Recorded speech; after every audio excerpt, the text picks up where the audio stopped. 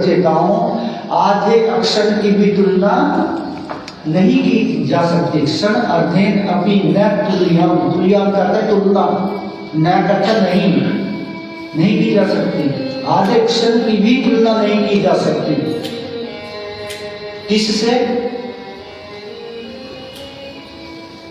न स्वर्गम न पुनर्भवन, ना तो स्वर्ग के सुख से और न ही मुक्ति के सुख से।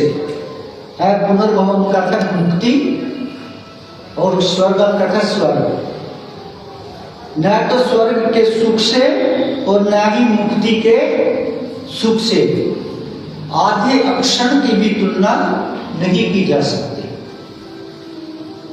चेताओं ने हाथ जोड़ा, प्रभु किस चीज की तुलना नहीं की जा सकती? स्वर्ग के सुख से, मुक्ति के सुख से आधे क्षण की भी तुलना किसकी नहीं की जा सकती? कहते हैं भगवत संगी संगस्य, भगवान के भक्तों के संग में बिताया गया भगवान की चर्चा में जो समय है वो आधे अक्षर के समय की तुलना नहीं की जा सकती।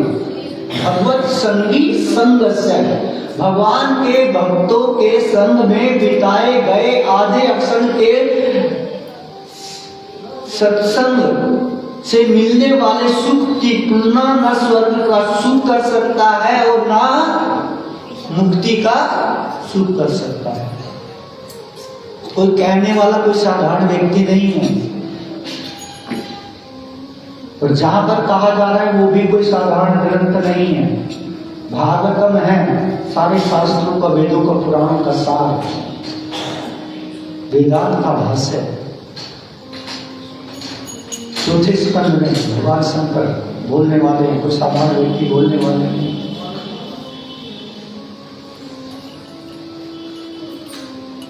भगवत संगी संगत से, भगवान की भक्तों के संग में भगवत चर्चा में बिताए गए आधे अक्षर के समय से जो मिलने वाला सुख है, सुख की तुलना ना तो स्वर्ग का सुख कर सकता है और ना ही मुक्ति का सुख कर सकता है।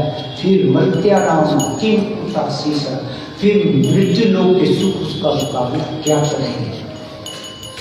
मृत्यु लोक के सुख उसका मुकाबला, सत्संग का मुकाबला, आधे अक्षर के सत्संग का मुकाबला क्या करेंगे? नहीं कर सकते। हमारा धन दौलत, मान प्रतिष्ठा, पद, ये उसका मुकाबला, सत्संग का मुकाबला क्या करेंगे? हम सत्संग से ज्यादा अपने धन को, परिवार को, अपने काम को महत्व देते हैं, लेकिन भगवान शंकर स्वयं कहते हैं इससे बढ़ करके कुछ भी नहीं, कुछ भी नहीं। बिन सत्संग विवेक न होई, राम कृपा बिन सुलभ न सोई। बिन सत्संग के किसी में भगवत ज्ञान जागने वाला नहीं है, किसी को भगवत ज्ञान प्राप्त होने वाला नहीं है। और ये सत्संग जिसमें भगवत ज्ञान मिलेगा, भगवान के विषय में ज्ञान मिलेगा, गीता भागवत से भगवत चर्चा सुनने को मिलेगी, गीता भागवत का ज्ञान मिलेगा, ऐसा सत्संग राम कृपा बिन सुलभ न सोई। भगवान राम की, कृष्ण की कृपा के बगैर मिलने वाला। हम बड़े सौभाग्यशाली हैं कि हमें हमारे ऊपर भगवान राम की, कृष्ण की कृपा हुई है, क्योंकि हमें सत्संग में आने का, गीता भागवत सत्संग में आने का, भागवत कथा में आने का, है गीता कथा में आने का श्लोक से भगवान के विषय में सुनने का सोच है। हरे कृष्णा कृष्णा कृष्णा हरे हरे, हरे राम राम राम हरे हरे, हरे कृष्णा कृष्णा कृष्णा हरे हरे, हरे राम राम राम हरे हरे। दो कथाएं संसार में प्रसिद्ध हैं। कितने? बोलो।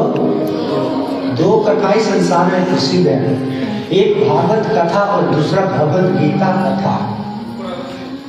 एक भागवत कथा और दूसरा भगवत गीता कथा।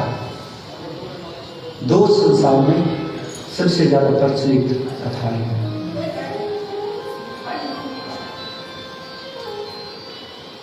कितने भक्त हैं जो जानते हैं कि भागवत क्या है, गीता क्या है? हाथ उठाना। किसी को नहीं पता।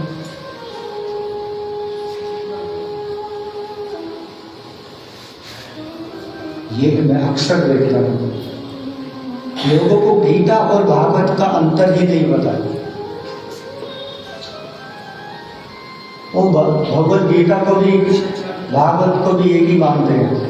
पता ही नहीं है कि गीता, श्रीमद् भगवत गीता क्या है, श्रीमद् भागवत क्या है। और आप में से भी मैं देख रहा हूँ लगभग सभी, किसी को नहीं पता कि श्रीमद् भगवत गीता क्या है, श्रीमद् भागवत क्या है, गीता भागवत क्या है। दोनों का अंतर नहीं पता, तो बताना पड़ेगा।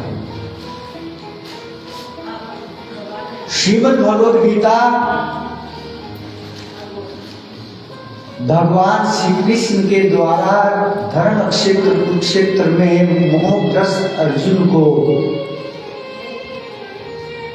उसका अज्ञान दूर करने के लिए जो ज्ञान सुनाया गया, जो उपदेश दिया गया, उसका नाम है श्रीमद् भगवत गीता।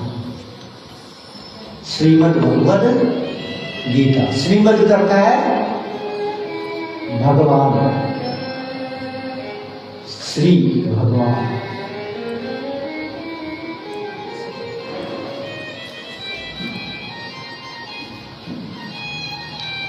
तो श्रीमद् भगवत गीता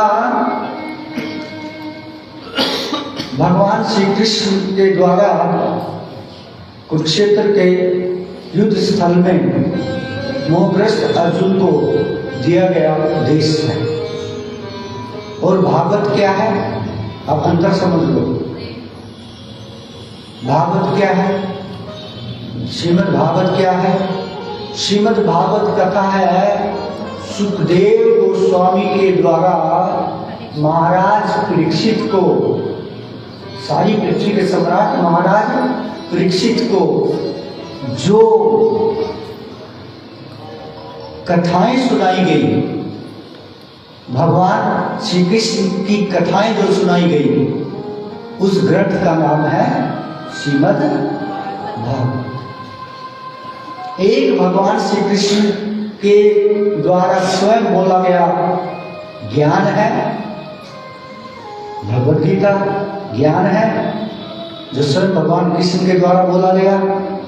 और एक भगवान कृष्ण के बारे में, भगवान कृष्ण की लीलाओं के बारे में जो बोला गया ग्रंथ है वो श्रीमद् भागवत है। दोनों ही कृष्ण के बारे में है। दोनों ही ग्रंथ भगवान श्री कृष्ण की महिमा का गुणगान करते हैं।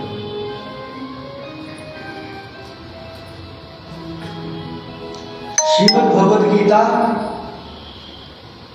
के 5 मुख्य विषय हैं। भगवत गीता के वैसे तो अनेक विषय हैं, लेकिन 5 मुख्य विषय हैं। भगवत गीता में 5 मुख्य विषयों का वर्णन हुआ है। सबसे पहले है आत्मा। क्या पहला विषय क्या है? आत्मा। दूसरा विषय है परमात्मा अर्थात भगवान।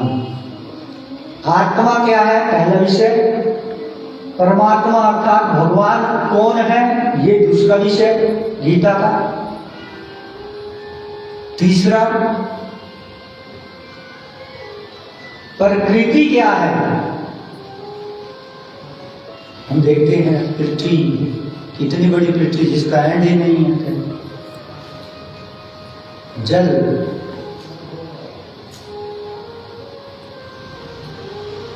अग्नि, वायु, आकाश, इतना बड़ा आकाश किसने बना दिया, कहां से आया।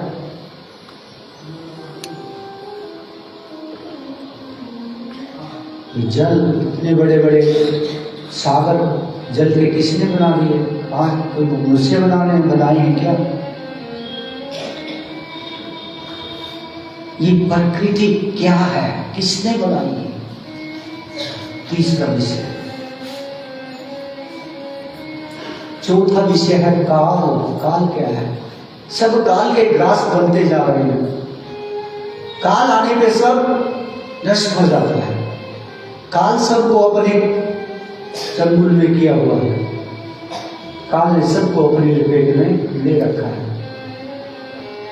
ये काल किस बला का नाम है जो सबको निगले जा रहा है, सबको अपने अधीन कर रखा है। और पांचवा है कर्म। कर्म क्या है। बहुत से भक्त सत्संग में भी आके जाप कर रहे हैं, माला का जाप कर रहे हैं। वास्तव में सत्संग के समय में माला का जाप नहीं करना चाहिए, ध्यान से सुनना चाहिए। मन तो एक ही है, या तो माला कर लोगे मन से ध्यानपूर्वक, या सत्संग सुन लोगे। इसलिए हमें सत्संग के समय माला का जाप नहीं करना चाहिए, ध्यान से सुनना चाहिए। ये श्रीमती के जान, जो सुनते हैं वही जान पाते हैं। नहीं तो ध्यान आधा उधर रहेगा, नाम में जाप में आधा रहेगा, सुनने में उसका पूर्ण लाभ नहीं मिलेगा। हरे कृष्णा कृष्णा कृष्णा हरे हरे, हरे राम राम राम हरे हरे। और पांचवा विषय है कर्म। कर्म क्या है। कर्म के विषय में हम सब मोहित रहते हैं, सोचते ही ये अच्छा कर्म है लेकिन निकलता बुरा, रिजल्ट निकलता बुरा। सोचते हैं हमने बहुत अच्छा काम किया, लेकिन जब रिजल्ट आता तो वो तो उल्टा ही होता।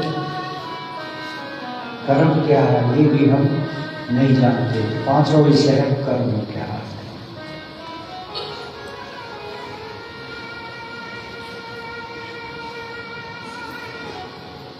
तो आत्मा, सबसे पहला विषय आत्मा। आत्मा क्या है। भगवत गीता का ज्ञान आत्मा से शुरू होता है। सबसे पहला ज्ञान भगवान श्री कृष्ण ने आत्मा के विषय में दिया। तो आत्मा क्या है, स्वयं भगवान श्री कृष्ण 15वें अध्याय के 7वें श्लोक में बताते हैं। ममेवंसो जीवलोके जीवभूत सनातना मनसश्चानेन्द्रियाणि प्रकृतिस्थानि कर्षति।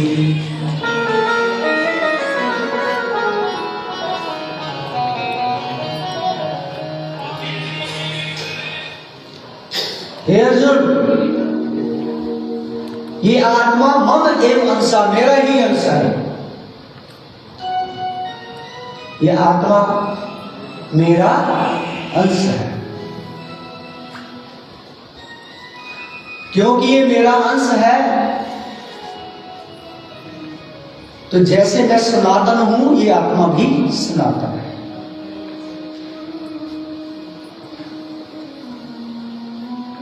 ये आत्मा में क्या है?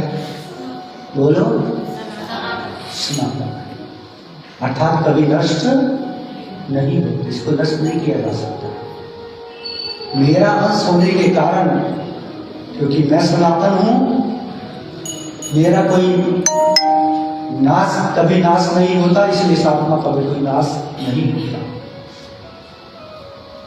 न जायते म्रियते वा कदाचित् नायं भूत्वा भवितवा न भूयात् अजो नित्य शाश्वतो अयं पुराणो न देहन्यमाने शरीरे।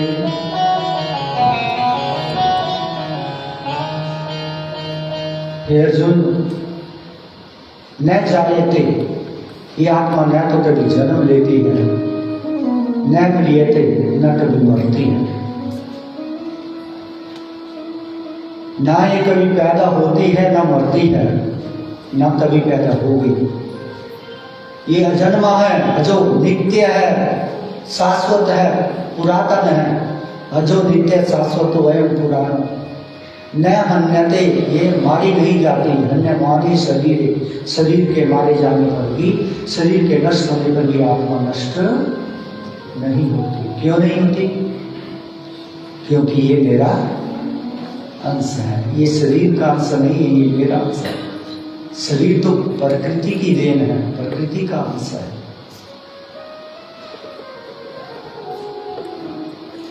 अच्छा, बहुत से लोगों में ये बड़ा भ्रम है। क्या कहते हैं? आत्मा सु परमात्मा।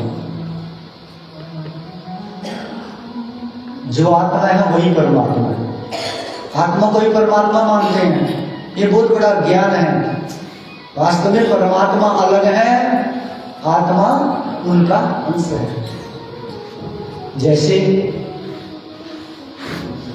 सागर है, समुद्र, समुद्र में से एक बूंद पानी की लो,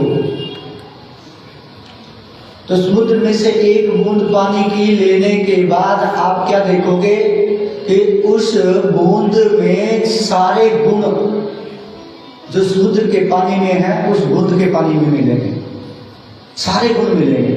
थोड़ी थोड़ी मात्रा, लेकिन मात्रा बहुत थोड़ी होगी। एक बूंद समुद्र का मुकाबला नहीं कर सकती। वही खारापन मिलेगा, वही जो केमिकल्स हैं उसमें वही केमिकल्स मिलेंगे, लेकिन क्वांटिटी बहुत कम होगी। समुद्र में तो अनंत क्वांटिटी में होगा। ऐसे ही आत्मा भगवान का अंश है,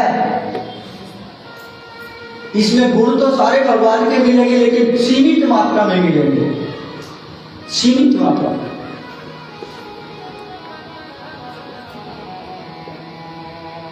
गुण सारे मिलेंगे। हम सुंदर हैं लेकिन भगवान इतने सुंदर नहीं।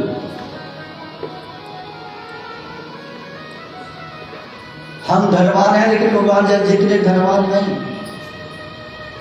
हम ज्ञानी हैं लेकिन भगवान जितने नहीं। सारे गुण भगवान के सब मिलेंगे हमारे अंदर, क्योंकि अंश है उनके। लेकिन गुणात्मक रूप से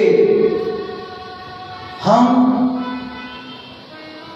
भगवान के बराबर हैं, गुण सारे मिलेंगे, लेकिन मात्रा रूप से हम भगवान से बिल्कुल छोटे हैं, अणु हैं। इसलिए आत्मा कभी परमात्मा नहीं बन सकती। आत्मा आत्मा ही रहेगी, परमात्मा परमात्मा ही रहेगी। आत्मा भगवान का अंश है। जिस प्रकार ये हाथ इस शरीर का अंश है, तो इस शरीर के अंश हाथ का कर्तव्य बनता है ये शरीर के लिए कार्य करे। यदि ये शरीर के लिए कार्य करेगा तो ये स्वस्थ, खुद भी स्वस्थ रहेगा, शरीर भी स्वस्थ रहेगा।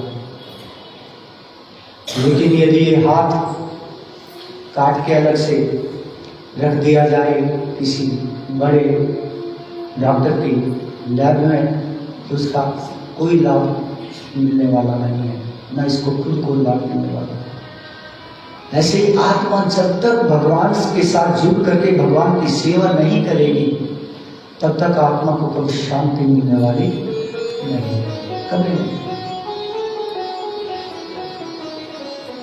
हम शरीर नहीं है, हम आत्मा है। भगवद गीता का सबसे पहला ज्ञान है क्या? हम शरीर नहीं, हम आत्मा है। जैसे आपसे पूछा जाए आप कौन हो, तो आप बोलेंगे मैं रामलाल हूँ, मैं श्यामलाल हूँ, मैं। तो आपसे पूछा जाए रामलाल कौन है, ये कान पे हाथ लगा, ये तो कान है। ये रामलाल है, ये तो नाक है। होठों पे हाथ लगा जाए, ये रामलाल है, नहीं ये तो होठ है। शरीर के किसी भी अंग पे हाथ लगा जाए, आप उसका नाम रोल ले लोगे, ये तो पाँव है, ये तो हाथ है, ये उंगली है, नाखून है। फिर रामलाल कौन है?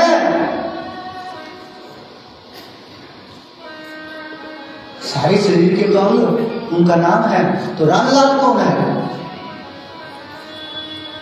ये शरीर का भी नाम है, ये तो शरीर है,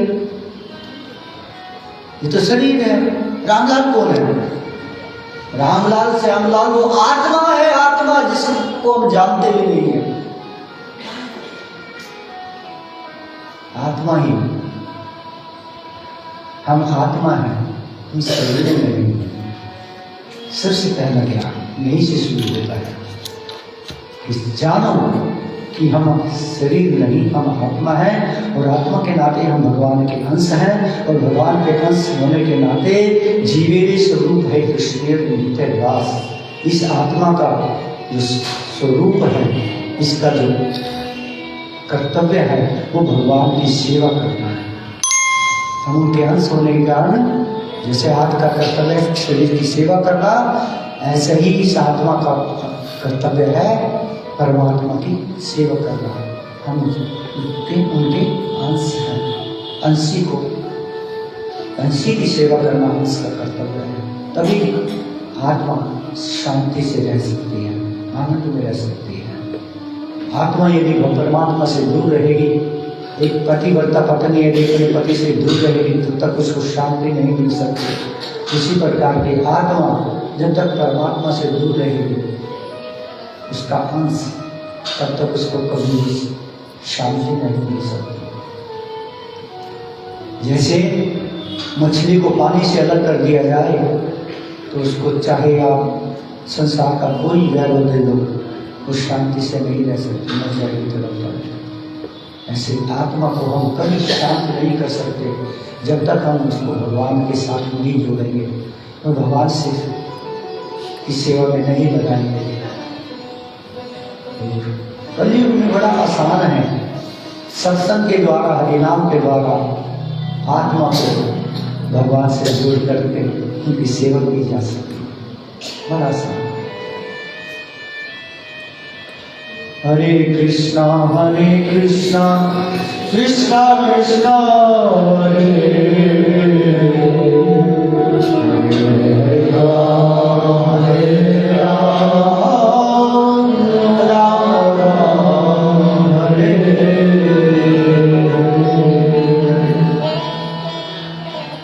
और आत्मा कितनी छोटी है,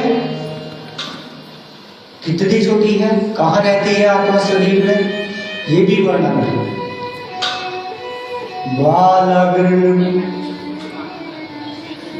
सतदा भागस्य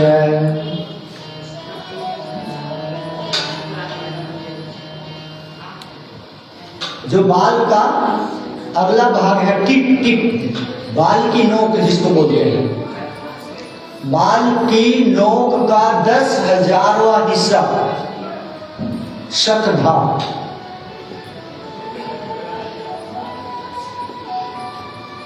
एक 1000 को 100 से गुना दिया जाए 10,000 होता, सत का 10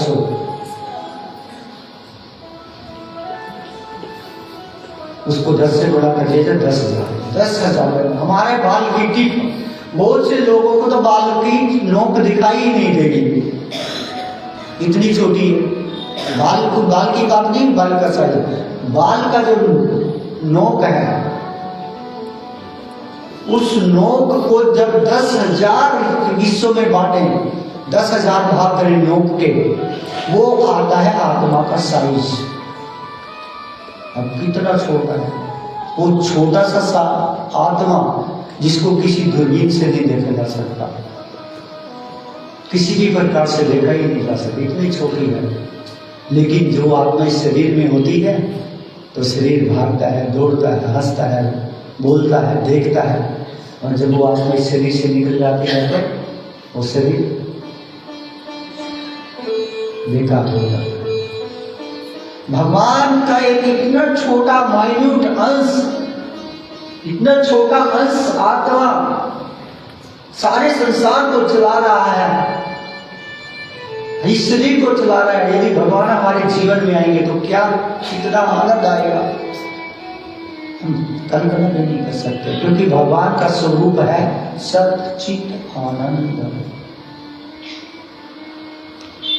ये आत्मा भी सत चित आनंद से बनी है, लेकिन वो थोड़ा है इसमें। ये थोड़े दिन रहती है शरीर में, ज्यादा दिन नहीं रह सकती। चित्त इसमें ज्ञान है, लेकिन ज्ञान नहीं, थोड़ा ज्ञान है, अंश है, आनंद है, लेकिन भगवान जितना आनंद नहीं है।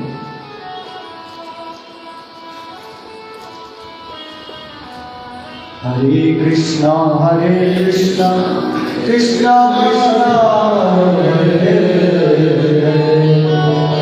हरे राम हरे राम राम राम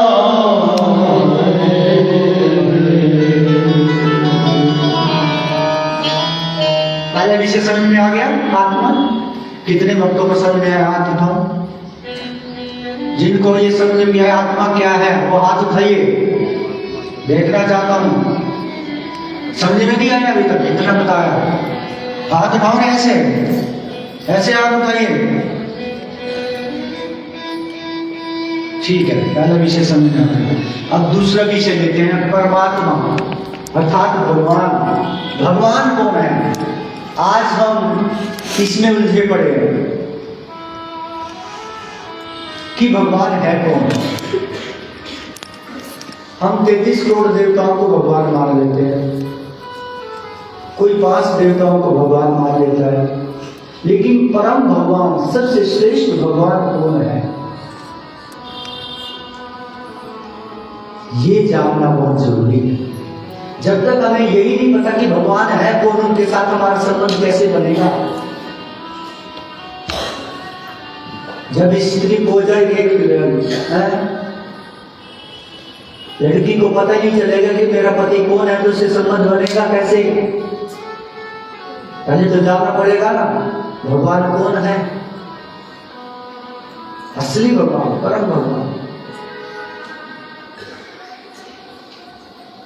भगवान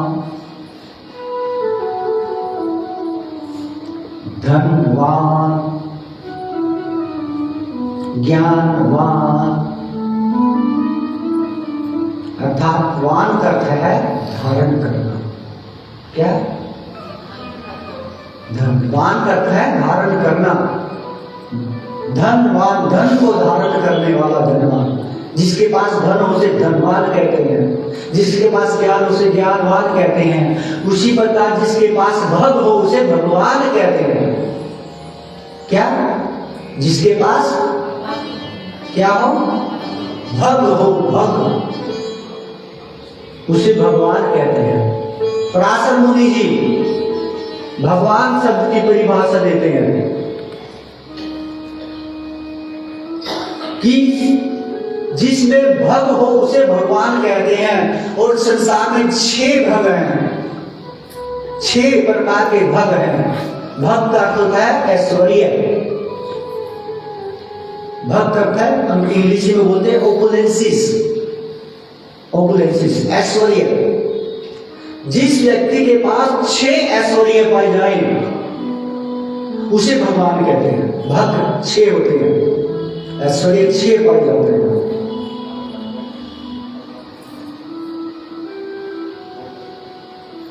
सबसे पहला भग है, ऐश्वर्य है सुंदर होना। जो त्रिलोकी में, सारे ब्रह्मांडों में सबसे ज्यादा सुंदर हो वो भगवान है।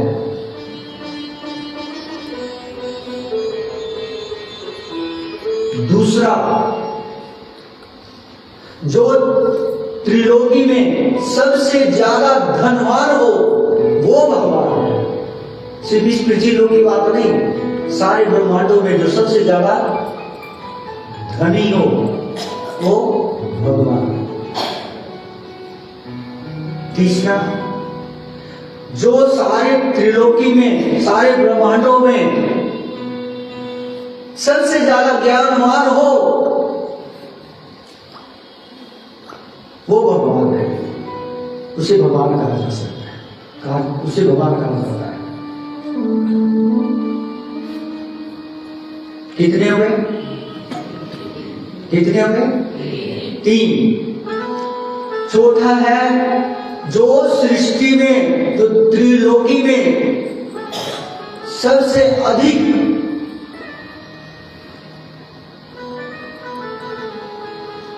बलवान हो, जिससे ज्यादा सारे ब्रह्मांडों में कोई बलवान नहीं, वो भगवान है, वो भगवान होता है।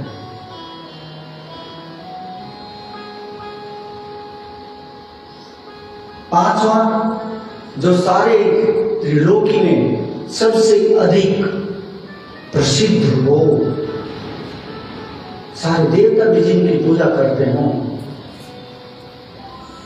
वो भगवान है। और छठा, जो सारे ब्रह्मांडों में, सारी त्रिलोकी में सबसे अधिक त्यागी हो वो भगवान है। ये 6 ऐश्वर्य जिसमें 100% पाए जाएं, पूर्णता में पाए जाएं, केवल वो भगवान हो सकता है, अन्य भगवान नहीं हो सकता। और सारे शास्त्रों ने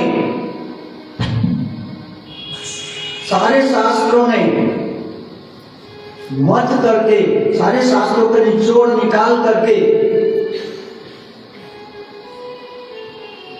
सारे शास्त्रों के द्वारा प्रमाणित किया गया है कि ये 6 गुण 100% पूर्णता में जिसमें पाई जाती है वो केवल एक है, केवल एक, और वो है भगवान श्री कृष्ण।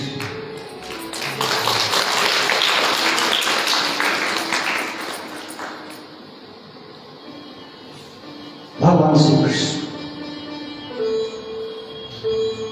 केवल उनमें ये 6 के 6 ऐश्वर्य पूर्णता में पाए जाते हैं, 100% पाए जाते हैं। बाकी देवताओं में भी नहीं पाए जाते पूरी तरह से, देवताओं में लगभग 60% पाए जाते हैं ये गुण। भगवान विष्णु में 95% तक पाए जाते हैं। 100% के गुण पाए जाते हैं तो केवल किसमें? भगवान श्री कृष्ण में पाए जाते हैं। इसी बोलने की बात नहीं है, भगवान श्री कृष्ण ने दिखाया। एक बार जो भगवान श्री कृष्ण को देखता था ना, उसके बाद उनकी छवि को भूलता नहीं था, इतने सुंदर थे भगवान।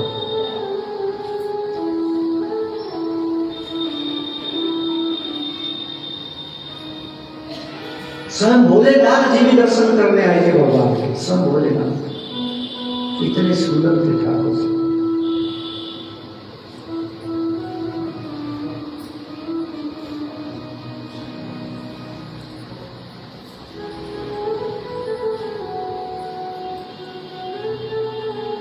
वेदव्यास जी ने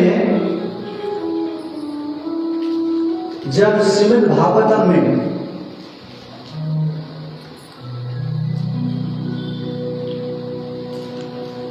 चौबीस अवतारों का वर्णन किया,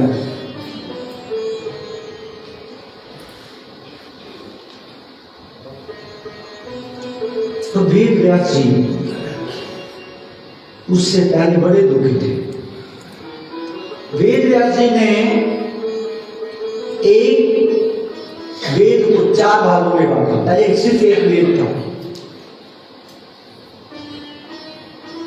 उसको हम कलियुगी जीवों के लिए 4 भागों में बांटा ताकि इसको आसानी से समझा जा सके। बहुत ज्यादा जो उसका विषय था टफ था समझने को, अकेले में सारा का सारा ज्ञान दिया हुआ था एक यजुर्वेद में। तो वेद व्यास जी ने जो भगवान के साहित्यिक अवतार हैं, लिटरेरी इनकार्नेशन है, उन्होंने एक वेद को 4 भागों में बांटा। फिर चारों वेदों को समझने के लिए वेदांत सूत्र दिया, जिसको ब्रह्म सूत्र भी कहते हैं। फिर 108 उपनिषद दिए उनको समझने के लिए। फिर 17 पुराण लिखे, महाभारत लिखी। सारे ग्रंथों को लिखने के बाद भी वेद व्यास जी के मन में शांति नहीं है। आदि गुरु है वेद व्यास जी। हम जब गुरु पूर्णिमा मनाते हैं ना, वो व्यास पूर्णिमा मनाते हैं। वास्तव में व्यास जी का प्रतिनिधि अपने गुरु को मानते हैं, व्यास पूर्णिमा मानते हैं। क्योंकि जो भी जितने भी गुरु संसार में हैं, सब व्यास जी के प्रतिनिधि हैं। व्यास जी के जो साहित्य हैं उनसे ही बोलते हैं। उनसे बात बोलेंगे तो कोई गुरु नहीं बन सकता, वो गुरु कहलाने का लायक ही नहीं। वेद व्यास जी आदि गुरु, उन्होंने ही सारे साहित्य, सारे वेद पुराण उपनिषद सब कुछ उन्होंने ही लिखा। यंत्र मंत्र तंत्र सब उन्होंने लिखा, और सारे गुरु इन्हीं में से बोलते हैं, इनका ही प्रचार करते हैं। लेकिन वो आदि गुरु वेद व्यास जी बड़े परेशान हैं, बड़े अशांत हैं, मन में अशांत है। मैंने कलियुगी जीवों के लिए इतना बड़ा कार्य कर दिया, एक वेद को 4 भागों में बांट दिया, उनको समझने के लिए वेदांत सूत्र दे दिया, और उनको समझने के लिए मैंने 108 उपनिषद दे दिए, फिर 17 पुराण उनको समझने के लिए दे दिए, और गीता दे दी, गीता दे दी, उसके बाद महाभारत दे दी। उस प्रकार से मैंने इतना बड़ा कार्य कर दिया मानव समाज के लिए, ताकि लोग भगवान को समझें। लेकिन मेरे जीवन में शांति नहीं है। मेरे जीवन में शांति क्यों नहीं है? मेरा हृदय तो अशांत है। अपने आश्रम में क्या कर रहे हैं? बेचैनी से इधर उधर हो चल रहे हैं, क्या करूं?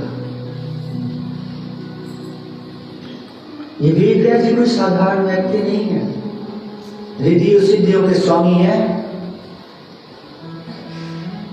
ये वही वेद व्यास जी हैं जिन्होंने दिव्य दृष्टि दी थी संजय को कि तुम हस्तनपुर में बैठे बैठे कुरुक्षेत्र में देख सकते हो युद्ध स्थल में क्या हो रहा है।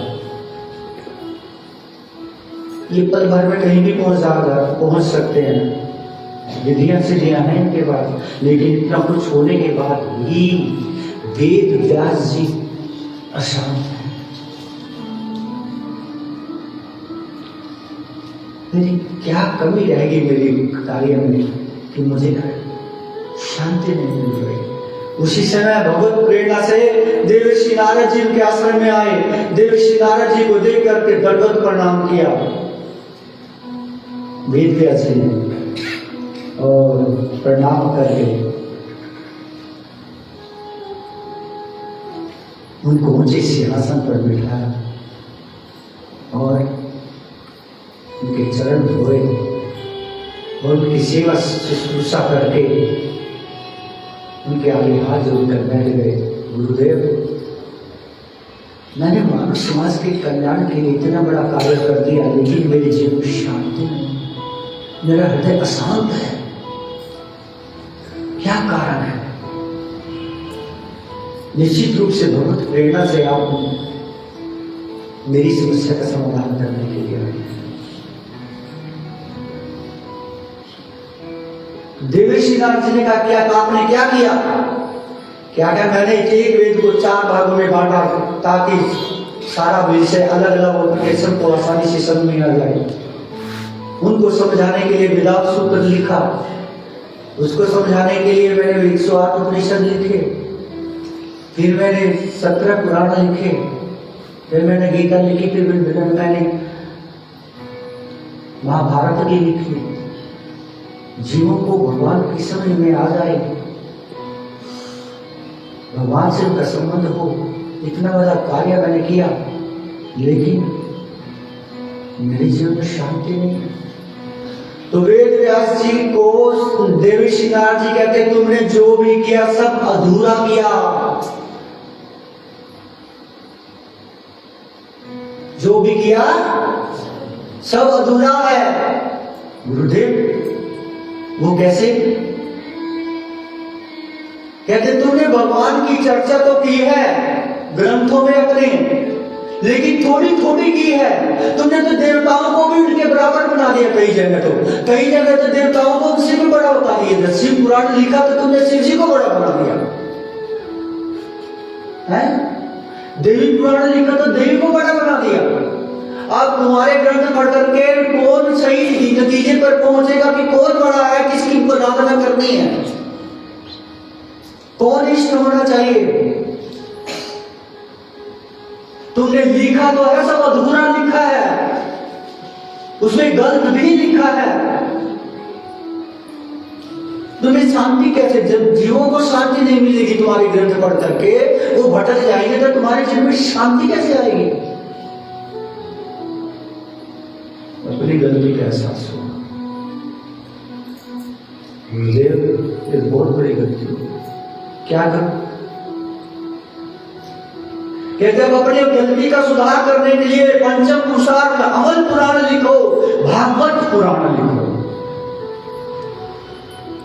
भागवत पुराण में सिर्फ और सिर्फ केवल भगवान श्री कृष्ण का गुणगान होना चाहिए। बाकी सब उनके सेवक हैं, चाहे कोई चींटी से लेकर ब्रह्मा तक, उसके बराबर उनके बराबर कोई नहीं है। उनका स्पष्ट रूप से भगवान के रूप में गुणगान करते हैं, उनकी चरित्र का वर्णन करो, तब तुम्हारे जीवन में शांति आएगी। जो आगे गुरुदेव।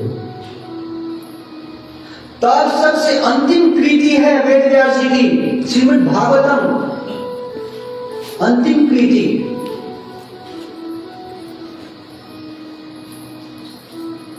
अंतिम ग्रंथ है लिखने वाले, उसके बाद कोई ग्रंथ नहीं लिखा वेद व्यास जी ने। और इसमें जब लिखने लगे, भगवान के बारे में भी प्रस्तावना लिख ही रहे थे,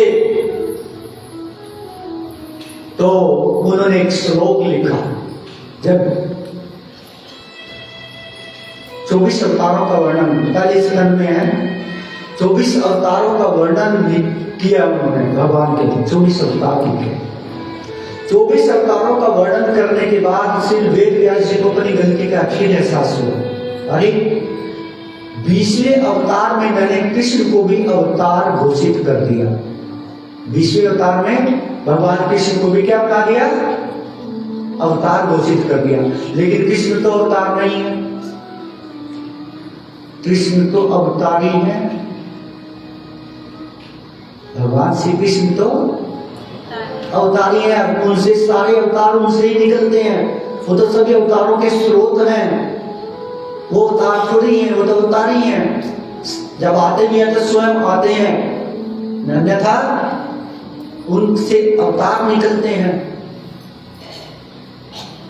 तो 24 अवतारों का वर्णन करने के बाद जब वेद व्यास को गलती का एहसास होता है, तो फिर उस 24 अवतारों का वर्णन करने के तुरंत बाद एक श्लोक की रचना करते हैं। अपनी गलती का सुधार करते हुए एक श्लोक की रचना करते हैं। वो श्लोक इस प्रकार से है। इति चांसा कला पुंसा कृष्णस्तु भगवान स्वयं इंद्रादि व्याकुलं लोकं निर्यन्ति युगे युगे।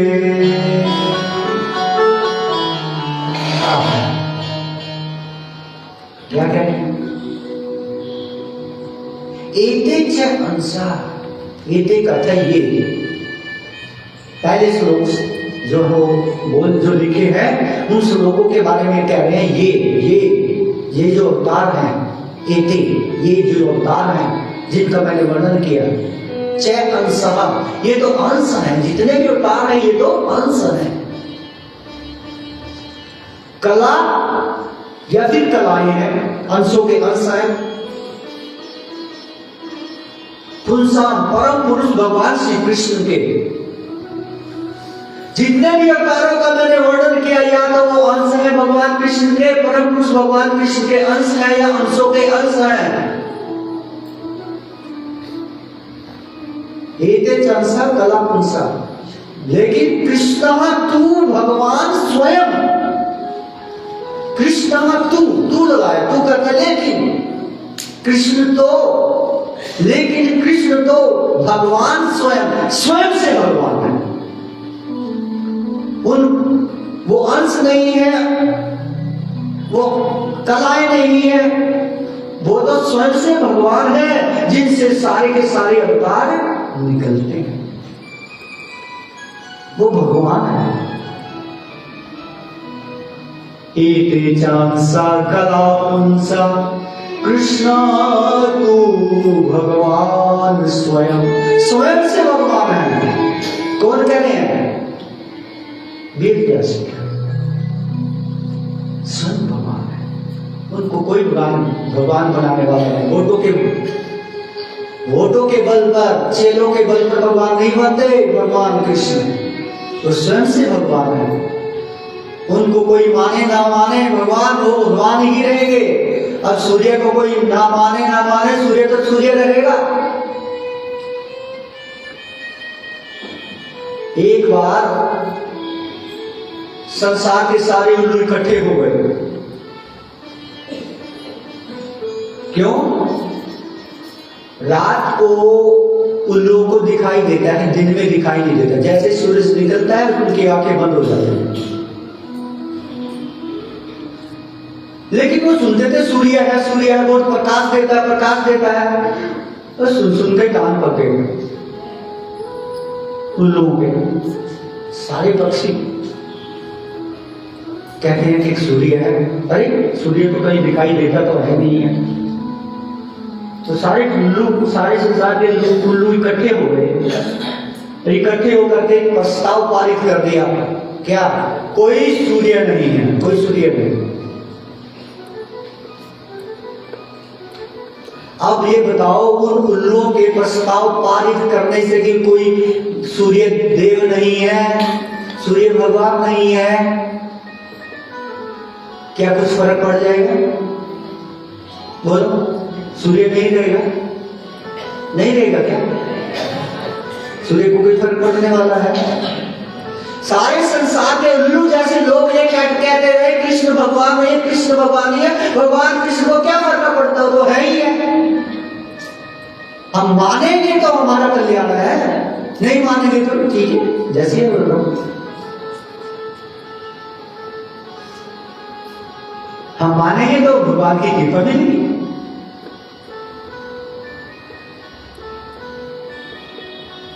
उनको क्या फर्क पड़ता है? तो वेद व्यास जी ने क्या कहा कि भगवान कौन है? कृष्ण तू भगवान जितने भी अवतार हुए हैं अब तक, सब के सब कृष्ण के या तो अंश हैं या अंशों के अंश हैं, लेकिन स्वयं से कोई भगवान है जिनसे सारे अवतार निकलते हैं, वो तो स्वयं से भगवान केवल कृष्ण है, केवल कृष्ण। ये किसका मत है? वेद व्यास जी। अब ब्रह्मा जी का मत ले लेते हैं। ब्रह्म संहिता से ब्रह्मा जी एक श्लोक लिखते हैं, सबसे पहला श्लोक। ब्रह्मा जी ने ब्रह्म संहिता बोली, तो ब्रह्म संहिता का पहला श्लोक है।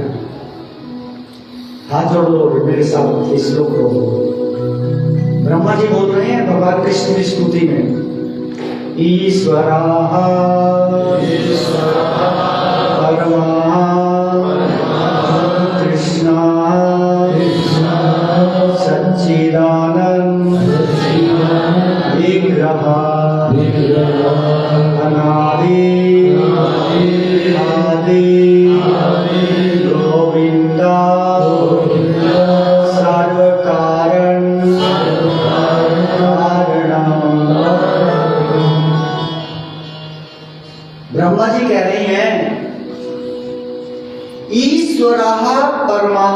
कृष्ण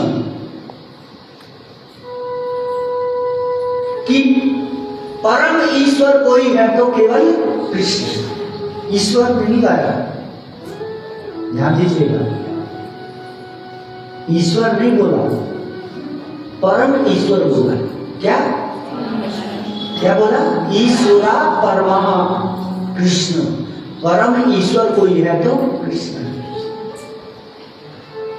कई बार देवताओं को भी ईश्वर या भगवान कह दिया जाता है। ये बड़े बड़े शक्तिशाली ऋषियों को भी शास्त्रों में भगवान बोला जाता है, लेकिन वो सिर्फ सम्मान देने के लिए है। जैसे हम आए, हमारे को रास्ते में महाराज जी हरे कृष्णा, अरे भाई हम तो महाराज थोड़े किसी देश के किसी राज्य के, हम कोई मालिक थोड़ी हैं, राजा थोड़ी हैं, हम किसी स्टेट के। महाराज बोलते हैं क्यों? सिर्फ सम्मान देने के लिए। तो ये थोड़ी कि हम महाराज जी बन गए। तो कई बार शास्त्रों में देवताओं को भी भगवान अथवा ईश्वर बोला गया, लेकिन ईश्वर नहीं कहा जा रहा है। यहाँ कृष्ण को परम ईश्वर कहा जा रहा है, परम भगवान कहा जा रहा है कि भगवान तो नहीं हो सकते हैं, ईश्वर नहीं हो सकते हैं, लेकिन परम ईश्वर या परम भगवान तो केवल कृष्ण है, केवल कृष्ण, जिससे बढ़कर कोई नहीं है।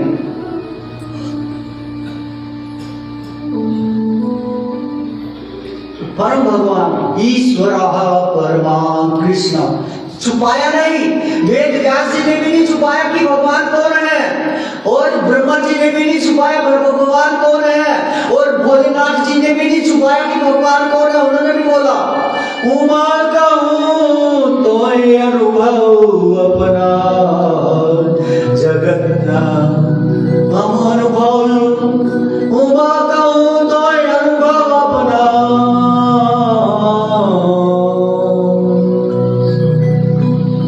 हे उमा, मैं तुम्हें अपना अनुभव सुनाता हूं। क्या? सत हरि भजन जगत सब सपना। सत हरि भजन, हरि भजन सत्य है। अपना नहीं बोला, हर नहीं बोला, हरि भजन बोला। हरि किसका नाम है? कृष्ण का नाम, विष्णु का। सत हरि भजन जगत सब सपना। अपनी भार्या उमा को, पार्वती को कहते हैं हे उमा, मैं तुझे अपना अनुभव सुनाता हूँ। सत्य संसार में कोई है तो केवल हरि का भजन है, कृष्ण का भजन। छुपाया नहीं, लेकिन हमें ये बड़ी कई बार बड़ा दुख लगता है जब बड़े बड़े आचार्य व्यास आसन पर बैठ करके भगवान कृष्ण को खा जाते हैं, बोलते ही नहीं, भगवान के बारे में बताते ही नहीं कि असली भगवान सब कहते सब बराबर है। क्या बोल जाते हैं? सब बराबर है, जिस मर्जी की पूजा कर लो सब बराबर है। अरे कहाँ बराबर है भाई? घर में सब बराबर नहीं हो सकते, एक समाज में सारे बराबर नहीं हो सकते हैं, और बाकी सब भगवान सब बराबर हो जाएंगे हैं। ये एक कुर्सी खा जाते हैं, भगवान को खा जाते हैं, बिल्कुल शास्त्रों के विरुद्ध बोलते हैं। दुख लगता है। स्पष्ट बोलते हैं, स्पष्ट बोल रहे हैं, वेद व्यास स्पष्ट बोल रहे हैं भगवान कृष्ण तू भगवान स्वयं से कोई भगवान है तो कृष्ण है। ब्रह्मा जी स्पष्ट बोल रहे हैं ईश्वर परमा कृष्ण, परम ईश्वर कोई है तो कृष्ण है। पता नहीं क्यों चेले बढ़ाने के लिए, बस सबको खुश करने के लिए सब भगवान, जिस मर्जी की पूजा सब भगवान।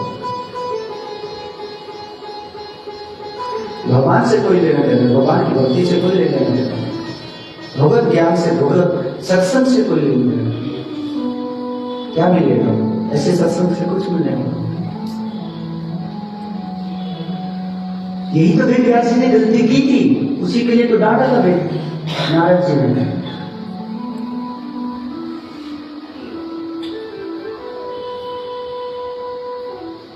हरे कृष्णा कृष्णा कृष्णा हरे हरे, हरे राम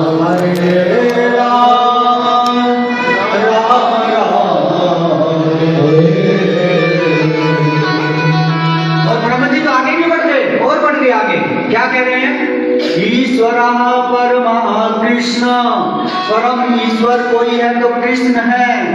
सत चित आनंद विग्रह, वो निराकार नहीं है, उनका शरीर है। विग्रह, विग्रह करता है शरीर, उनका शरीर है। और कैसा शरीर है? सत चित आनंद से बना हुआ शरीर है। परम ईश्वर श्री कृष्ण है और उनका शरीर सच्चित आनंद से मिलके बना है। सच्चित आनंद घन है वो। हमारे शरीर में 5 स्थूल तत्व हैं, पृथ्वी जल अग्नि वायु आकाश, ठीक है, 3 सूक्ष्म तत्व, मन बुद्धि अहंकार। लेकिन भगवान श्री कृष्ण के शरीर में केवल 3 तत्व हैं, सत चित आनंद। सत का अर्थ है जो हमेशा रहे, जो हमेशा रहे उसे सत्य कहते हैं, जो कभी विनष्ट ना हो उसे सत्य कहते हैं, जिसका कभी नाश ना हो उसे सत्य कहते हैं। सत्य। चित, चित करता है ज्ञान, जिसमें पूर्ण ज्ञान हो, सब प्रकार का पूर्ण ज्ञान हो, उसको चित कहते हैं। चित, चित करता है ज्ञान। आनंद करता है आनंद। भगवान श्री कृष्ण हमेशा रहने वाले सत्य चित्त पूर्ण ज्ञान से युक्त आनंद और हमेशा आनंदित रहने वाले। अर्जुन रो रहा है, भगवान हंस रहे, पर हंस नहीं उड़ा रहा, भगवान हंस रहे हैं, क्या कर रहे हैं उसके ज्ञान का भगवान हो रहे। गांधारी ने सामने जे भगवान हंस रहे हैं, अर्जुन रो रहा है, भगवान हंस रहे हैं। वो हमेशा आनंद में रहने वाले हैं, उनको कभी दुख नहीं होता किसी तरह। सच्चिदानंद अनादि, अनादि, उनका कोई शुरुआत नहीं है। ब्रह्मा जी कहते हैं कृष्ण से बढ़कर कोई नहीं है। अन आदि, आदि करता है प्रारंभ, और अन करता है जिसका कोई प्रारंभ नहीं, उनको कोई प्रारंभ नहीं है, उनसे पहले कोई नहीं है, उनको उत्पन्न करने वाला कोई नहीं है, अनादि है वो। आदि और सबके प्रारंभ है, सबकी शुरुआत है, सबको उत्पन्न करने वाले हैं। गोविंदा, अनादि आदि गोविंदा, और वो गोविंद है। गोविंद का अर्थ है, गो के 3 अर्थ हैं। विंद का अर्थ है स्वामी। गो, गौ माता, गो पृथ्वी, और गो इंद्रिय। जो इंद्रियों के वाली, जो इंद्रियों के स्वामी है, जो गौ माता के स्वामी है, जो पृथ्वी माता के स्वामी है, गैयों के स्वामी है, इंद्रियों के स्वामी है। तो अनादि आदि गोविंदा, उनका नाम एक गोविंद है। सर्व कारण कारण, और संसार में जो कुछ भी हो रहा है सब के असली कारण केवल वही है। कौन कह रहे हैं? कोई साधारण व्यक्ति नहीं कह रहे हैं, इस सारी सृष्टि की रचयिता ब्रह्मा जी कह रहे हैं, हाथ जोड़ करके भगवान कृष्ण के बारे में। हम सब के रचयिता वो ब्रह्मा जी बोल रहे हैं।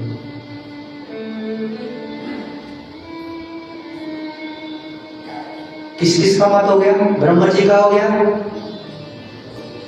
भगवान के विषय में, और वेद व्यास जी का हो गया, नारद जी का तो पहले ही हो गया, तो उनको समझा के गए थे। शिव जी का हो गया। अब सब भगवान श्री कृष्ण का भी ले लेते है ना, भगवान कृष्ण का भी ले लेते। 2 श्लोकों से भगवान कृष्ण का मत हम बताएंगे। श्रीमद् भगवद गीता अध्याय 5 श्लोक संख्या 29। भगवान कृष्ण अर्जुन से कहते हैं, क्या कहते हैं? भोक्तारं यज्ञ तपसां सर्वलोकमहेश्वरम्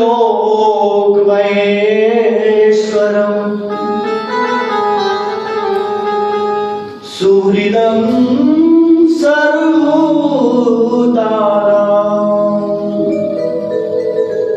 ज्ञात्वा मां शान्तिमृच्छति।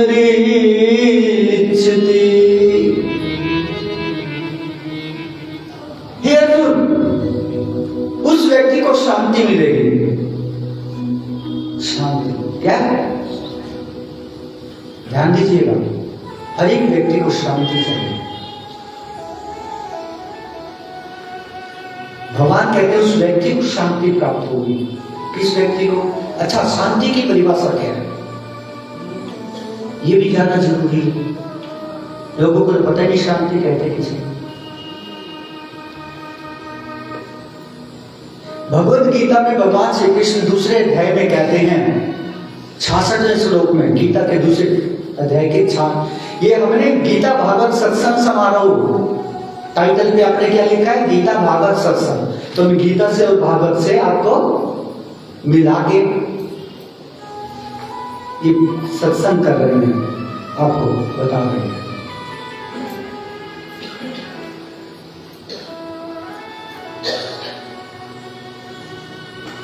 भगवद गीता के इस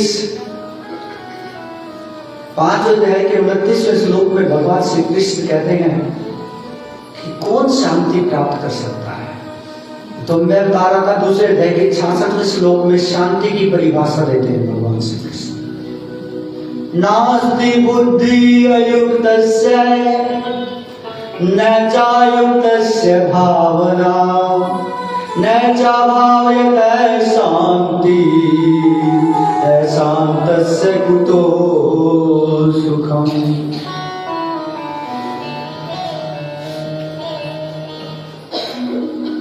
क्या अर्थ है? तो जिस व्यक्ति की बुद्धि और जिस व्यक्ति का मन मुझ में नहीं लगा, उसके जीवन में कभी शांति नहीं आ सकती, कभी शांति नहीं आएगी। जितना मर्जी चाहे वो संसार का सबसे बड़ा धनी व्यक्ति बन जाए, सबसे बड़े पद पर चला जाए, सबसे सुंदर बन जाए, सबसे ज्यादा ज्ञानी बन जाए, कुछ भी बन जाए, न अस्ति बुद्धि अयुक्तस्य, जिसकी बुद्धि मुझसे नहीं जुड़ी, मुझ में नहीं लगी, न च युक्तस्य भावना, भावना का था मन, जिसका मन मुझ में नहीं लगा,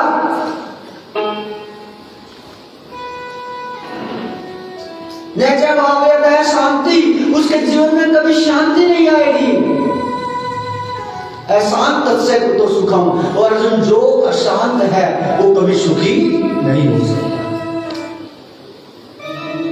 अशांत तस्य कुतः सुखम, जो अशांत है वो सुखी कैसा? अर्थात सुख की परिभाषा शांति से है। यदि आप शांत हो, आपके जीवन में शांति है तो आप सुखी हैं। यदि आपके जीवन में शांति नहीं है तो आप दुखी, चाहे आप जितने बड़े व्यक्ति क्यों न हो। अब संसार के सबसे बड़े व्यक्ति हो और ये डॉक्टर आपको बोल दे क्या आपको तो लास्ट स्टेज का कैंसर, बस कुछ ही दिनों के मेहमान हो, जब तक जीना है तब तक दाल का पानी पियो, आपके पास खरबों रुपए है, शांति है आपके जीवन में? शांति मिलेगी? बोलो। तो शांति नहीं है तो क्या सुखी हो गए? बोलो। जिस व्यक्ति के जीवन में शांति नहीं है वो कभी सुखी नहीं हो सकता। लेकिन फक्कड़ आदमी कुछ नहीं है, जीवन में शांत है, वो सुखी है, वो सुखी है। सुख की परिभाषा शांति से है। सब कुछ होते हुए यदि अशांत है तो दुखी है, कुछ ना होते हुए भी शांत है, शांति से रह रहे हैं तो सुखी है। ये परिभाषा है सुख की। तो भगवान श्री कृष्ण कहते हैं शांति कौन व्यक्ति प्राप्त कर सकता है, ये फार्मूला दे रहे हैं इस 5वें अध्याय के 29वें श्लोक में, अंतिमवें श्लोक में शांति की परिभाषा भगवान श्री कृष्ण दे रहे हैं। क्या कह रहे हैं?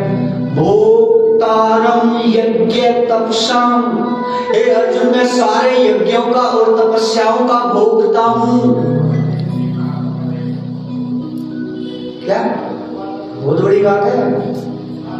सिर्फ इधर से सुन के इधर से निकालने वाली नहीं है, अंदर ले जाने वाली बात है। भोक्तारम यज्ञ तपसाम, भोक्तारम करता भोक्ता हूं यज्ञों का और तपस्याओं का। संसार में जितने भी यज्ञ किए जाए, जितने भी तपस्या की जाए, सबका वास्तविक आंतरिक मालिक मैं हूं, मेरे तक आना चाहिए सभी यज्ञों का, तपस्याओं का फल। अर्थात सब यज्ञ भी मेरे लिए होना चाहिए, तपस्या भी मेरे लिए होनी चाहिए, क्योंकि मैं ही सबका असली भोक्ता हूं। अर्जुन ने पूछा प्रभु आप क्यों, आप ही क्यों? इतने सारे देवता हैं, लोग तो उनके लिए भी यज्ञ करते हैं, देवताओं के लिए भी यज्ञ करते हैं लोग, आप करें, आप ही सारे यज्ञ पर तपस्या का असली भोक्ता हो, आप ही मालिक हो सकते, ऐसा क्यों? तो भगवान बताते हैं सर्वलोक महेश्वरम, अर्जुन क्योंकि मैं सारे लोकों का महा ईश्वर हूं। एक लोक का नहीं, कितने? सर्वलोक, सर्व कथा सारे, लोक कथा लोक, महेश्वरम, महेश्वरम कथा ईश्वर नहीं बोला, महा ईश्वर, ईश्वरों का भी ईश्वर। मैंने पहले ही बताया कि कई बार देवताओं को भी ईश्वर बोल दिया जाता है। ईश्वर शब्द का अर्थ क्या है? ईश्वर शब्द का अर्थ है नियंता, कंट्रोलर। हर एक देवता किसी न किसी डिपार्टमेंट का कंट्रोलर है, नियंता है, तो उसको उसके डिपार्टमेंट का ईश्वर बोल दिया जाता है। लेकिन भगवान श्री कृष्ण ईश्वर की बात नहीं कर रहे हैं। सर्वलोक महेश्वर महाईश्वर, ईश्वरों का भी ईश्वर हूं मैं तो। एक लोक नहीं, इंद्र लोक भी इंद्र का नहीं हो मेरा है, चंद्रलोक चंद्र का नहीं हो मेरा है, ब्रह्मलोक ब्रह्म का नहीं हो मेरा है। जैसे प्राइम मिनिस्टर है, असली डिपार्टमेंट का तो सारों का मालिक वही है, बाकी तो सब कुछ बांट देता है, सब बन जाओ कुछ समय के लिए इनके मालिक बन जाओ, इस डिपार्टमेंट के कंट्रोलर बन जाओ, जब चाहे किसी को भी हटा सकता है। लेकिन कहने को तो वो मिनिस्टर उस डिपार्टमेंट का मालिक है, लेकिन उससे बड़ा भी है प्राइम मिनिस्टर। ऐसे हे अर्जुन, सारे यज्ञों का और तपस्याओं का भोक्ता मैं हूं, क्योंकि मैं ही सारे लोगों का महा ईश्वर हूं, ईश्वरों का भी ईश्वर हूं, सभी लोगों का महा ईश्वर महेश्वर हूं। और तीसरी बात क्या जाननी है? एक तो मैं भोक्ता हूं सारे यज्ञों तपस्याओं का, दूसरा सारे लोगों का महा ईश्वर। तीसरी बात क्या जानी? सुहृदम सर्वभूतानां, सुहृदम सर्वभूतानां, सर्वभूत का अर्थ है सारे जीवों का, 84 लाख के में जितने जीव हैं सबका, चाहे मनुष्य हो, चाहे देवता हो, चाहे कीट हो, पतंग हो, पक्षी हो, पेड़ पौधे हो, सबका। सर्वलोक महेश्वरम, सारे लोगों का महा ईश्वर।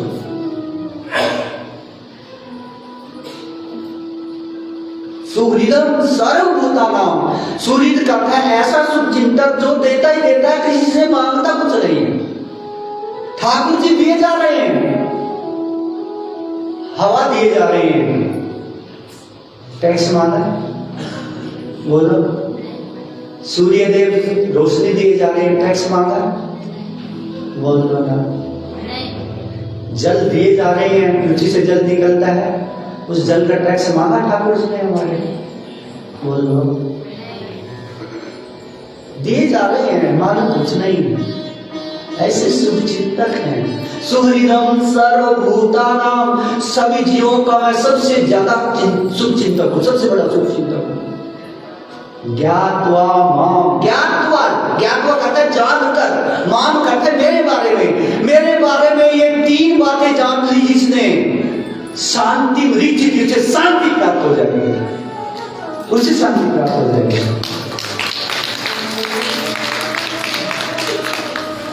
मात्र जानने मात्र से, कृष्ण के बारे में 3 बातें जानने मात्र से शांति प्राप्त हो जाएगी। क्या? कौन कौन सी बातें? एक तो सारे यज्ञों का तपस्याओं का भोक्ता है भगवान श्री कृष्ण, दूसरा सारे लोगों के महा ईश्वर है, तीसरा सभी के सुख सबसे अधिक शुभ चिंतक है। ये 3 बातें जिसने जान ली उसके जीवन में शांति आ जाएगी, शांति आ जाएगी, शांति आ जाएगी। हरे कृष्णा कृष्णा कृष्णा हरे हरे हरे राम राम राम हरे हरे। गोविंद जय जय गोपाल जय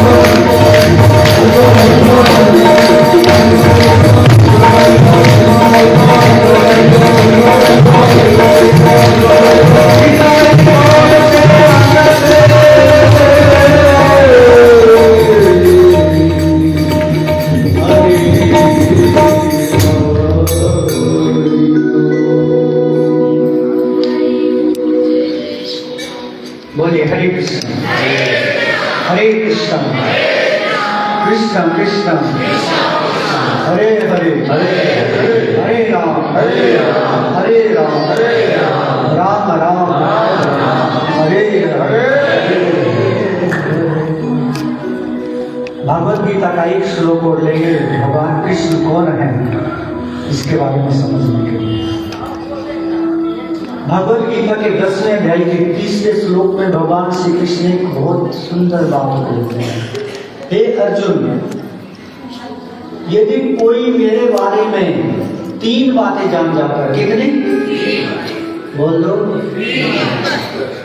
मेरे बारे में यदि कोई व्यक्ति 3 बातें जान जाता है तो वो व्यक्ति सारे पापों से मुक्त हो जाए।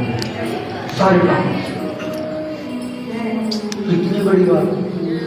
पापों को नष्ट करने के लिए हम क्या क्या नहीं करते, क्योंकि पाप के कारण हमारे जीवन में दुख आते हैं और पुण्य के कारण हमारे जीवन में सुख आते हैं।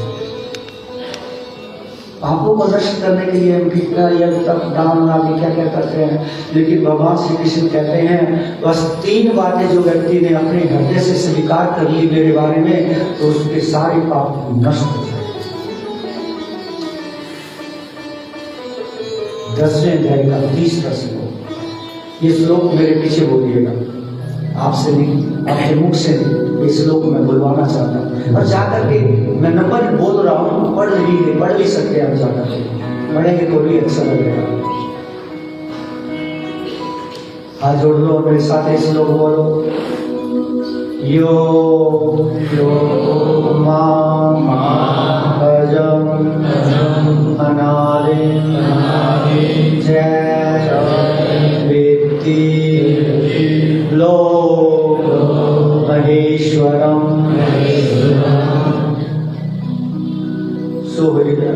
सुहृदं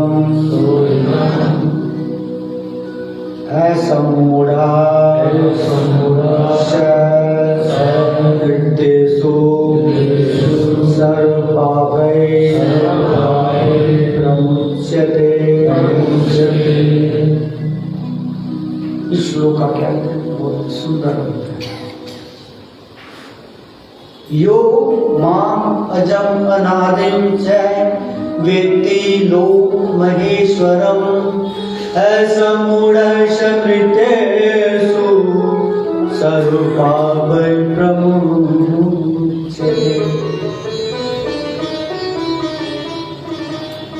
योग अर्थ है जो, मान अर्थ है मुझे, यो मान जो मुझे, अजम अजम अर्थ है अजन्मा। पहली बात क्या जाननी है कृष्ण के बारे में? भगवान कृष्ण अजन्मा है। क्या है? हाँ, जन्म लेते नहीं है। आप कहेंगे तो यशोदा के पुत्र बने, वो तो देवकी के पुत्र बने। अरे पुत्र तो बने हैं, लेकिन पुत्र बनने से पहले बताया भी था कि मैं आपका पुत्र बनने जा रहा हूं।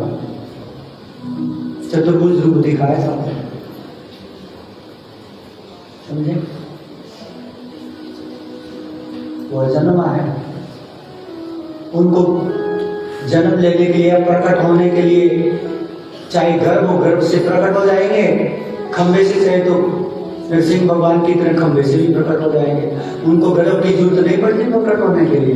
लेकिन जब कोई माता कहती है मुझे तो अपना पुत्र ही बनाना है, तो ठाकुर जी को क्या फर्क पड़ता है, वो तो गर्भ में भी चले जाते हैं। देव की वसुदेव ने 3 जन्म पहले तपस्या की थी कि आप जैसा पुत्र चाहिए, तो भगवान को पुत्र बना।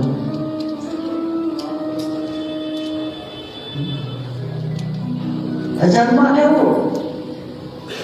यो माम अजम, जो मुझे अजन्मा, अनादिम, अनादिम का अर्थ है जिसकी कोई शुरुआत नहीं है, जिसका कोई प्रारंभ नहीं है, जो मुझे अजन्मा प्रारंभ रहित व्यक्ति चय और जान जाता है। व्यक्ति कहता है जान लेता है, चय करता है और जान लेता है। लोक महेश्वरम, सारे लोगों का महाईश्वर, जो मेरे बारे में ये 3 बातें जान लेता है अर्जुन, कि मैं अजन्मा हूं, मैं अनादि हूं, अर्थात मेरे से पहले कोई नहीं था, मेरी शुरुआत कोई नहीं है, अनादि हूं मैं, प्रारंभ रहित हूं मैं। और तीसरा, मैं सारे लोगों का महाईश्वर हूं। लेकिन कंडीशन एक है, असंमूढ़, कोई शंका नहीं रखता मेरी इन 3 बातों में। मैंने कृष्ण तो मानते नहीं है, कृष्ण अजन्मा कैसे हो सकता है? जन्म तो लिया, देवकी के गर्भ से जन्म लिया, जन्म कैसे हो गया? शंका कर देगा, शंका तो फिर नहीं पापों से मुक्त होंगे, फिर नहीं होंगे। ऐसा मूढ़ा, कोई शंका नहीं करता मेरी बात में। वह व्यक्ति मृत्यु लोक में सर्व पापे, सारे पापों से प्रमुचते, मुक्त हो जाता है, सारे पापों से मुक्त हो जाता है वो व्यक्ति। अब बताओ, कृष्ण से बढ़कर कोई है?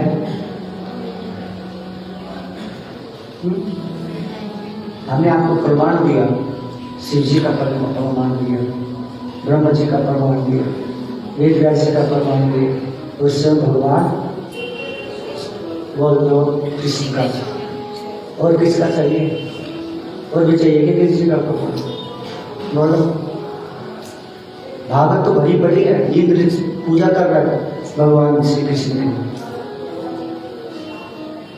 शिव जी पूजा कर रहे हैं, भगवान श्री कृष्ण की वंदना कर रहे हैं, प्रार्थना कर रहे हैं, इंद्र प्रार्थना कर रहे हैं, सारे देवता प्रार्थना कर रहे हैं। जब गर्भ में आए तो हर एक देवता ने प्रार्थना की, अलग अलग प्रार्थना दी गई है।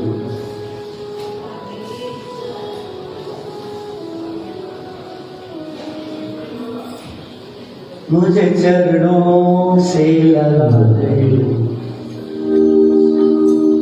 मुझे चरणों से लगा दे, श्याम मुरली वाले, मुझे चरणों से लगा दे, श्याम मुरली वाले, चरणों से लगा दे, श्याम मुरली वाले, मुझे चरणों से लगा दे, श्याम मुरली वाले।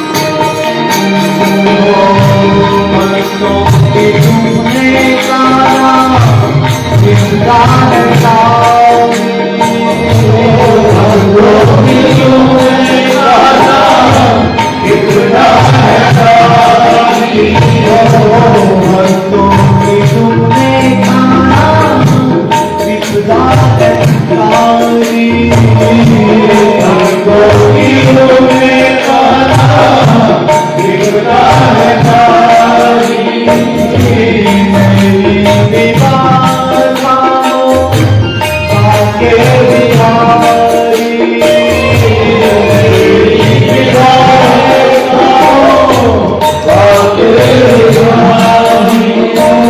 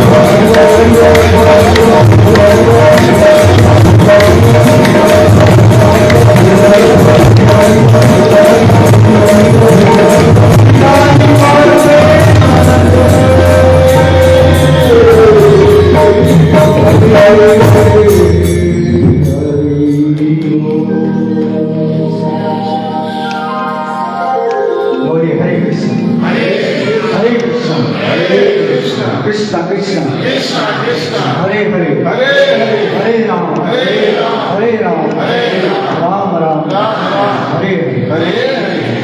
तो आज के वक्तव्य को मैं यहीं पर विराम देता हूँ। हम सही समय पर कथा को प्रारंभ करेंगे और सही समय पर विश्राम देंगे। आज भक्त लोग काफ़ी लेट आए हैं। मैं निवेदन करूँगा कि कल से समय पर आइएगा। 3 से 6 बजे तक का समय है, तो आप 3 बजे या 5-10 मिनट लेट हो गए तो लेकिन 3:30 बजे तक तो कम से कम आ ही जाइएगा। बहुत बुरा लोग इस कदर करते हैं। इन शब्दों के साथ बहुत बहुत धन्यवाद। हरे कृष्ण। हरे कृष्णा। प्रभु जी ने बहुत गीता और भागवत से हमें जो ज्ञान प्रदान किया है, हमने तो सोनीपत में पहला प्रवचन सुना है प्रभु जी का प्रवचन और भी हमने कई जगह सुना, लेकिन सोनीपत में पहली जगह ऐसा प्रवचन सुना। प्रभु जी ने हमें गदगद कर दिया। अब मैं कुछ हमारे जिन्होंने इस प्रोग्राम में सहयोग किया है